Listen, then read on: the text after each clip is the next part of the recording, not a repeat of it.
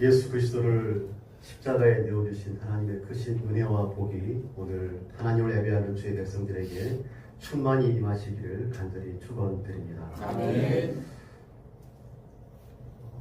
이스라엘의 족보는 구원의 역사를 이루어 가시는 하나님의 일하심의 기록입니다. 역대상 1장 1절에 보면 아담, 셋, 에노스로 시작해서 오늘 본문 유다의 계보에 이르기까지 하나님은 하나님의 사람들을 통하여서 각 시대, 각 세대를 통하여 구원의 역사를 쓰고 계십니다. 아담이 범죄하였을 때 피조물인 아담이 하나님처럼 높아지려고 했던 그 아담과 하와를 하나님께서 폐하셨다면, 그래서 셋으로 이어지는 족보를 하나님께서 쓰지 않았다고 한다면 어떻게 됐을까요? 세상이 온통 죄로 뒤덮였을 때 의인 노아를 택하셔서 방주를 만들게 하셨고 하나님은 인류의 역사를 다시 쓰셨습니다. 만약에 하나님께서 범죄한 이 세상, 사람 지으신 것을 한탄하신 하나님께서 연대 책임을 물어서 노아까지 전 인류를 수장시켰다고 한다면 믿음의 계보는 쓰여지지 못했을 거라고 생각이 되어집니다. 아브라함을 택하여 이 세상의 복의 근원으로 삼지 않으셨다고 한다면 믿음의 계보가 존재할 수 없었을 것입니다. 우리가 지루하게 읽어 내려가는, 심지어 우리가 들어보지도 못했던 태반의 사람들의 이름, 그 이름이 나열되어지는 역대기의 족보는 어쩌면 하나님의 한숨과 눈물로 쓰여진 책일 수도 있겠습니다. 유다는 야곱의 넷째 아들이죠. 야곱은 유다를 이렇게 축복합니다. 규가 유다를 떠나지 아니하며. 규는 지팡이를 의미합니다. 또는 통치자의 홀인데 통치를 상징하는 말이 규입니다. 결국 유다를 통하여서 다윗 왕이 그리고 예수 그리스도의 계보가 이어지는 것을 우리가 잘 알고 있습니다. 하나님은 왜 장자 루벤이 아닌 유다를 택하시고 또 영성이 깊었던 요셉을 예수님의 계보의 중심에 두지 아니하시고 유다를 그 중심에 두셨을까요? 유다는 처음부터 믿음의 사람이 아니었습니다. 좋은 인물이 아니었다는 말입니다. 동생 요셉을 팔자는 제안을 했던 인물이 바로 유다였고, 그리고 가나안 문화 속으로 들어갔던 인물이었고, 특별히 창세기 38장에 보면 며느리 다말과의 부끄러운 역사를 성경은 똑똑히 기록하고 있습니다. 그런데 유다는 이러한 부끄러움을 통과하면서 변화된 사람임을 우리가 잘 알고 있습니다. 과거에는 형제였던 요셉을 팔았던 사람이라고 한다면 나중에는 동생 베냐민 대신에 자신이 잡혀 있겠다라고 말을 합니다. 예전에 유다는 자신의 살 길을 찾았던 사람이라고 한다면 나중에는 변화되어지고 유다는 남을 위해서 자신을 내어주는 사람이 되고 돌이키고 책임지고 형제를 살리는 사람, 그래서 당당히 왕의 계보를 이어준 사람이 유다임을 우리는 성경을 통해서 알 수가 있습니다. 오늘 그런데 성경을 보면, 오늘 본문의 말씀을 보면 우리가 잘 알지 못하는 이름들이 족보에 많이 등장합니다. 성경은 그 이름들을 놓고 있죠. 아후메, 라운, 이 두 이름들은 성경 전체에서 오직 여기에만 등장하는 인물입니다. 하지만 성경은 당당히 그들의 이름을 기록하고 있습니다. 성경의 족보가 인류 구원을 향한 하나님의 역사이고, 그리고 하나님을 향한 믿음을 드러냈던 이들의 그 기록이라고 한다면 이들은 그 믿음을 드러내므로 족보에 기록되었음을 우리가 알 수가 있죠. 하나님은 유명한 사람들만 족보에 넣지 않았습니다. 성경 족보의 특징은 왕이나 영웅들만 기록하는 것이 아니라 우리가 잘 알지 못하는 사람 또는 이름이 없이 등장하는 무명의 그리스도인들까지 기록하고 있습니다. 엘리야를 공개했던 이가 누구죠? 사르밧의 어느 과부이죠. 그리고 오병이어를 내어드렸던 아이, 그리고 예수님께서 십자가에 달려 돌아가셨을 때 회개했던 오른편 강도, 모두 무명의 그리스도인이었습니다. 세상의 역사책은 업적 중심이지만 성경의 족보는 하나님의 언약 안에 있는가, 믿음 안에 있는가를 더 중요하게 보기 때문에 그렇습니다. 결국 중요한 것은 우리의 삶과 믿음이 하나님 앞에 믿음으로 살아가고 있는가. 그래서 하나님의 생명책에 기록되어지는 믿음으로 살고 있느냐가 중요한 것이겠죠. 오늘 말씀은 야베스를 존귀한 자라라고 칭하고 있습니다. 야베스는 그의 형제보다 귀중한 자라. 왜 야베스가 존귀하고 귀중한 자리로 자리매김하고 있을까요?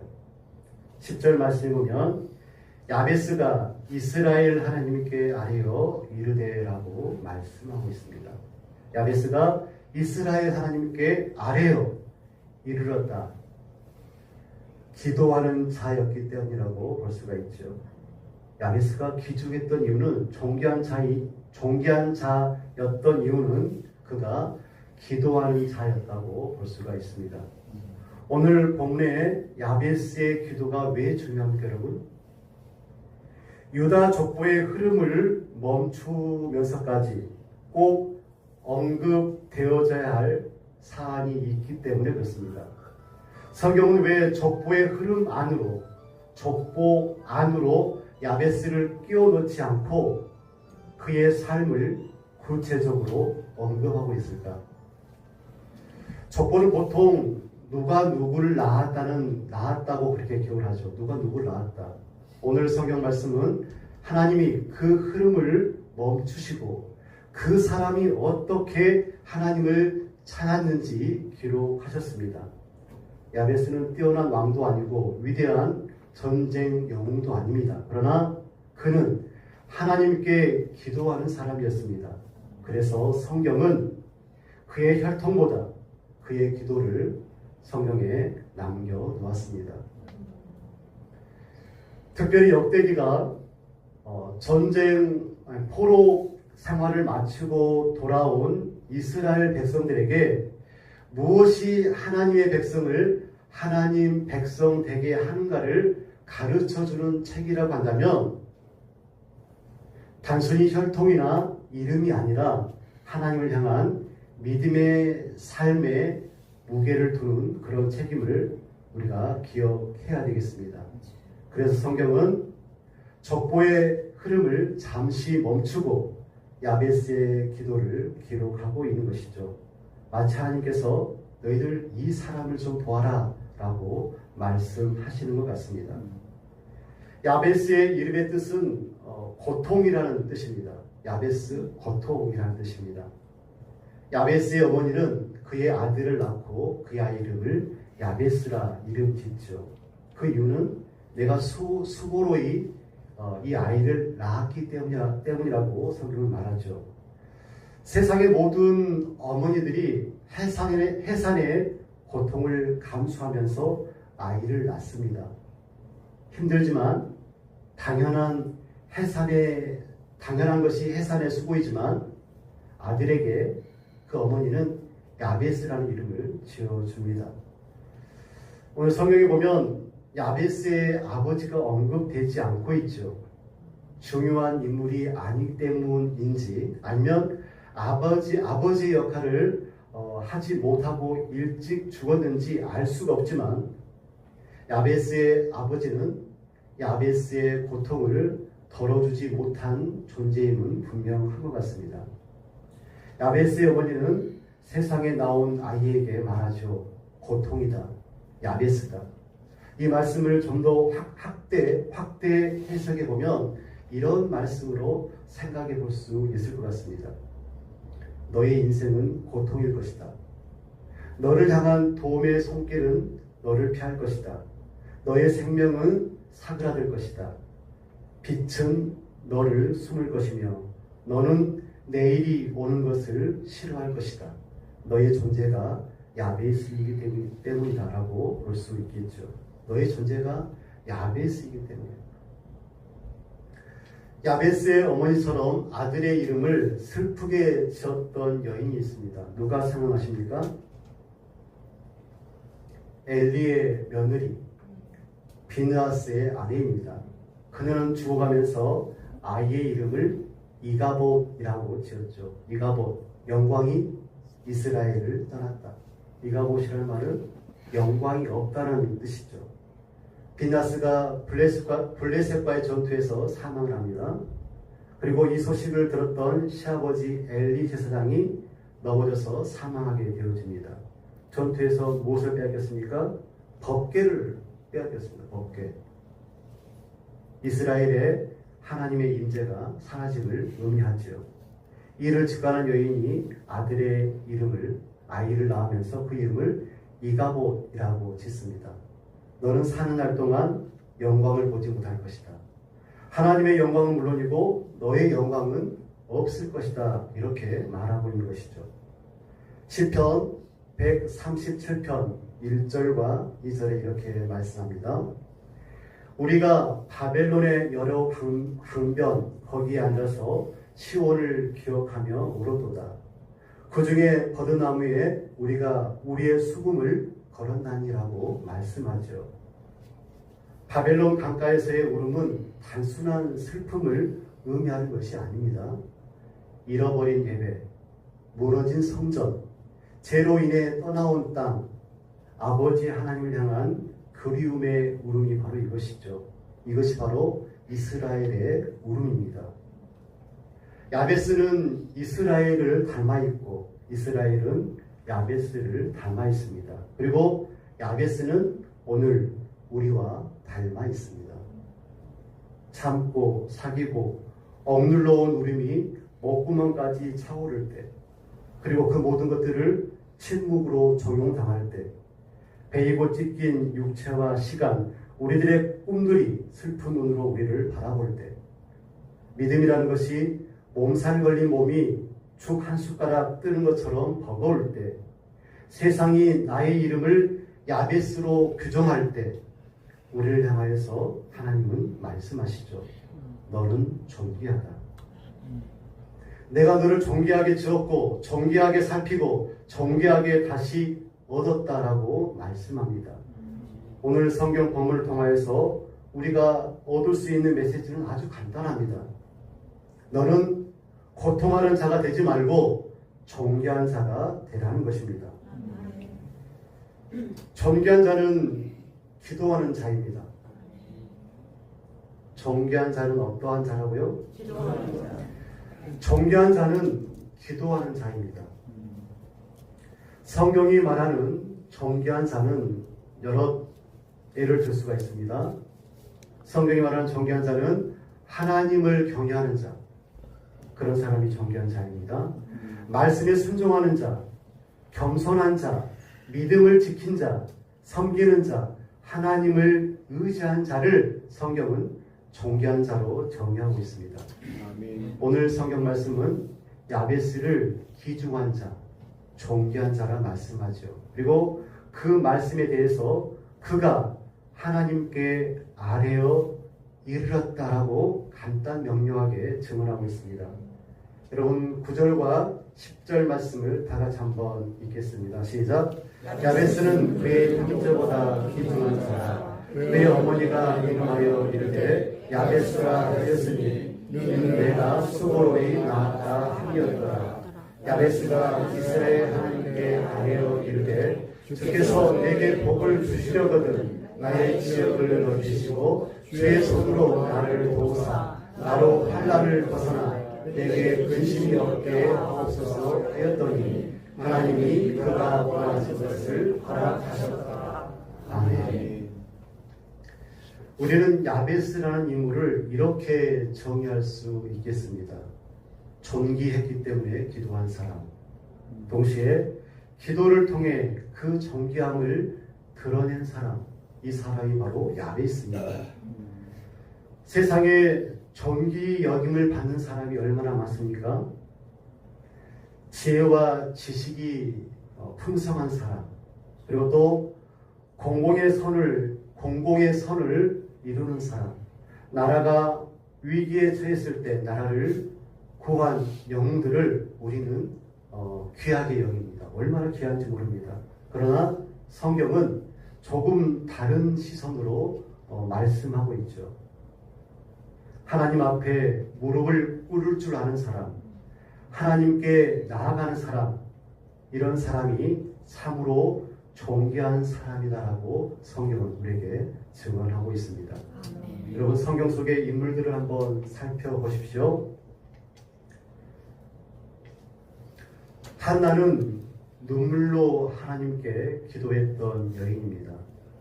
사람들 앞에서 연약하고 무능해 보였지만 하나님 앞에서 간절하게 엎드려 기도했던 인물이 바로 한나입니다.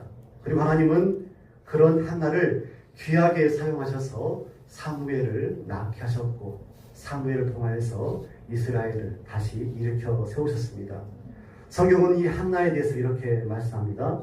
사무엘상 1장 19절 말씀입니다. 여호와께서 그를 생각하신지라. 하나님께서 기억하시는 사람, 얼마나 존귀한 사람입니까? 다니엘은 바벨론의 권력 앞에서도 하루 3번 무릎 꿇고 기도했던 인물입니다. 사자굴에 들어갈 위험 속에서도 기도를 멈추지 않았던 다니엘이었습니다. 하나님께서는 그런 다니엘을 이렇게 말씀합니다. 다니엘 9장 21절에서 23절에 있는 말씀입니다. 곧 내가 기도할 때에 이전에 환상 중에 본 그 사람 가브리엘이 빨리 날아서 저녁 제사를 드릴 때쯤 내게 이르더니 내게 가르치며 내게 말하여 이르되 다니엘아, 내가 이제 내게 지식과 총명을 주려고 왔느니라. 곧 내가 기도를 시작할 즈음에 명령이 내렸으므로 이제 내게 알리려 왔느니라. 너는 크게 은총을 입은 자라. 그런즉 너는 이 일을 생각하고 그 환상을 깨달으라. 아멘. 네가 기도를 시작할 즈음에 명령이 내려서 이제 내가 알리러 왔다. 너는 크게 은총을 입은 자다. 아멘. 기도를 시작했고 그때 은총을 받았다라고 증언하죠. 다니엘서 10장 12절에 이렇게 말씀합니다. 그가 내게 이르되 다니엘아, 두려워하지 말라. 내가 깨달으려 하여 내 하나님 앞에 스스로 겸비하게 하기로 결심하던 첫날부터 너의 말이 응답받았으므로 내가 내 말로 말미암아 왔느니라. 어마어마한 말씀이죠. 겸비라는 말 어떤 말입니까? 겸손히 자신을 낮춤이라는 말이 겸비죠. 스스로 겸비하여 기도함으로 지혜와 총명을 받고 은총을 받았던 인물이 바로 다니엘입니다. 하나님께 꾸준히 성실하게 기도했던 다니엘, 세상 권세보다 하나님 앞에 엎드린 사람이 하나님께 귀중한 사람입니다. 여러분, 엘리야는 어떻습니까? 엘리야 역시 기도의 사람이죠. 갈매산에서 무너진 제단을 수축하고 하나님께 부르짖었습니다. 그때 하나님께서 불로 응답하셨죠. 야고보는 야고보서 5장에 이렇게 엘리야를 소개하고 있습니다. 의인의 간구는 역사하는 힘이 크니라. 하나님은 기도하는 사람이 얼마나 귀히 쓰임받는지 잘 우리에게 말씀해 주고 있습니다. 엘리야가 그런 사람이죠. 사랑하는 성도 여러분, 하나님 앞에 존귀한 자로 서시기를 축복합니다. 아멘. 사랑하는 성도 여러분, 하나님 앞에 존귀한 자로 서시기를 축원드립니다. 아멘. 그렇다면 존귀한 사람 야베스는 어떤 기도를 드렸을까요? 오늘은 간단하게 기도의 내용을 살피고 수요 기도의 시간에 그 내용을 마저 다루겠습니다. 2001년에 발간된 브루스 윌킨스의 책 야베스의 기도라는 책을 많은 사람들이 보았습니다. 그 책에서 그는 이렇게 말합니다. 야베스가 하나님께 자신의 필요를 구했고 하나님은 그 기도를 다 들어주셨습니다. 경제적 풍요와 마음의 평안을 위해서 기도하십시오. 하나님은 우리를 위해서 엄청난 복을 쌓아 놓으셨는데 우리가 구하지 않아서 그 복을 다 누리지 못하고 있습니다. 이렇게 말하고 있죠. 여기서 질문을 하나 드리겠습니다.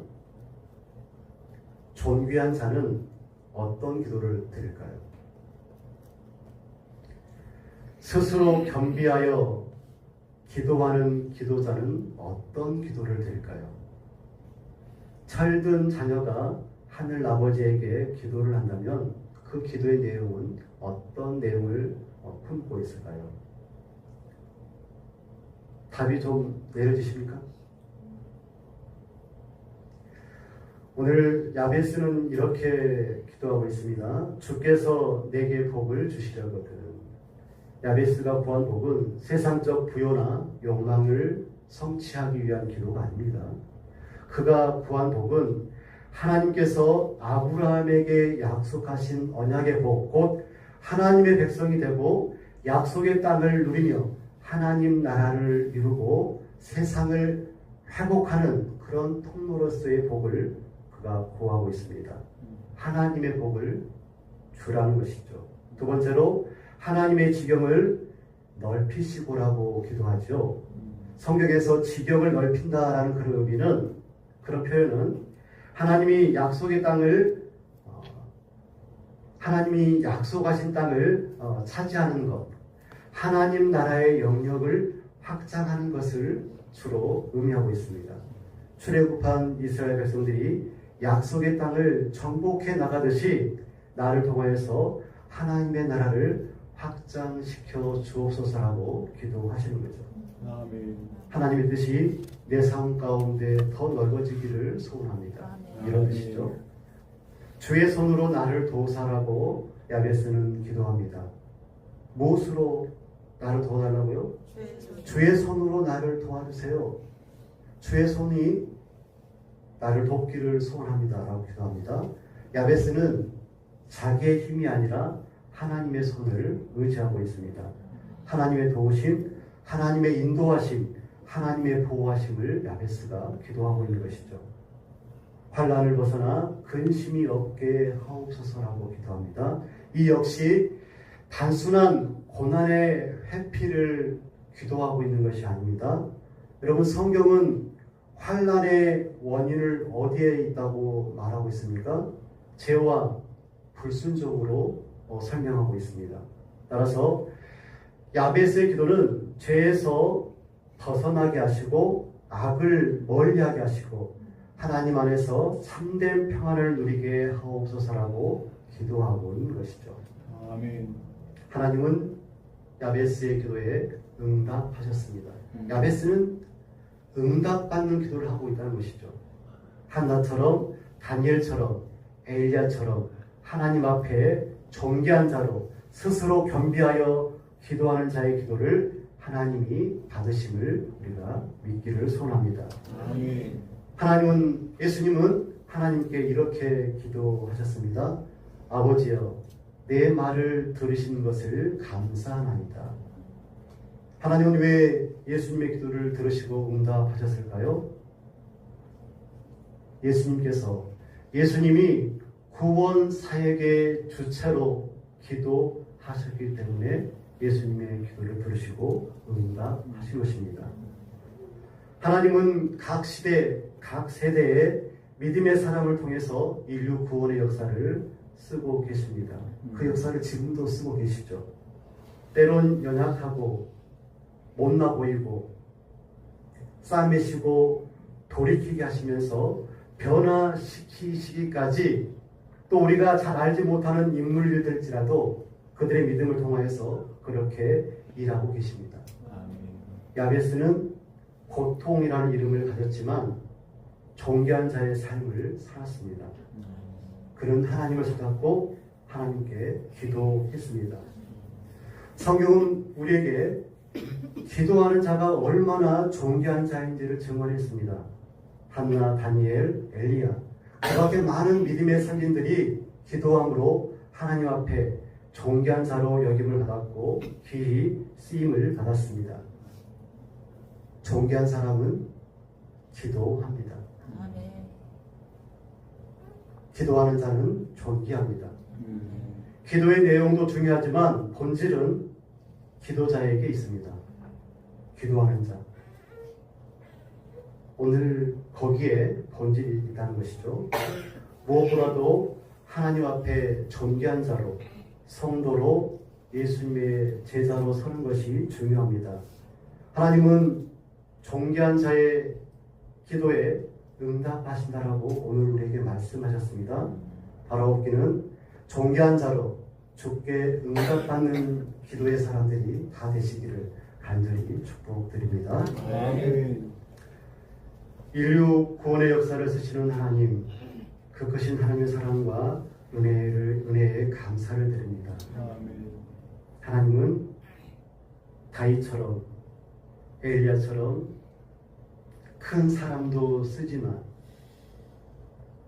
성경의 한 단어로 기억되는 사람, 또 심지어 무명의 그리스도까지도 하나님 그들 당당히 쓰셔서 믿음의 역사를 이루고 오신 하나님인 줄 우리가 믿습니다. 아멘. 하나님, 특별히 우리가 야베스를 기억하고 야베스의 기도를 이 시간 함께 묵상하고 생각해 보았습니다.